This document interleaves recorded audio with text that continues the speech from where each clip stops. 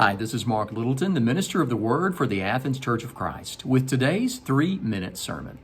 One of the things we're doing as a church family right now to keep us grounded in the Word and connected with God is we are reading through the Gospel of John during the month of April. And I would invite you to join us on that journey. We're just reading a chapter a day during the week, and we're just spending some time reflecting on that and letting the Word of God saturate our lives this month. And what we're doing on our 3-minute sermon for the rest of the month is we're looking at some of the texts from John's Gospel that I think just speak to us very profoundly. And I want to share with you a text this morning from John chapter 3. There's this interesting conversation that takes place in this chapter between some folks and John the Baptist. John the Baptist had a mission. His mission was to come and point people toward Jesus. But many people began to follow John, and John was baptizing many people, and they were becoming John's disciples. And then they saw Jesus. Some of John's disciples saw Jesus, and Jesus was baptizing people, and Jesus was making disciples. And they come to John and they say, John, Jesus is baptizing people too, and Jesus is making disciples too. The implication being, John, how do you feel about this? We need to stop this. And John, I love how he responds to what his disciples say to him.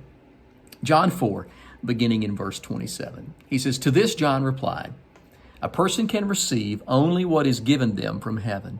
You yourselves can testify that I said, I am not the Messiah, but am sent ahead of him. The bride belongs to the bridegroom. The friend who attends the bridegroom waits and listens for him and is full of joy when he hears the bridegroom's voice. That joy is mine, and it is now complete." And then John says, he, Jesus, he must become greater. I must become less. See, John recognized this was not about him. It was not about building some followers for himself, but it was about pointing people toward Jesus. I want you to think about how different our world would be if we as Christ followers took this philosophy always in our relationships and in our life, that it's really not about us, but it's all about Jesus. He must increase, we must decrease. How would your marriage be different today if your attitude as a husband was, this is not about me, this is about Jesus, and I'm going to love my wife the way Jesus wants me to love her?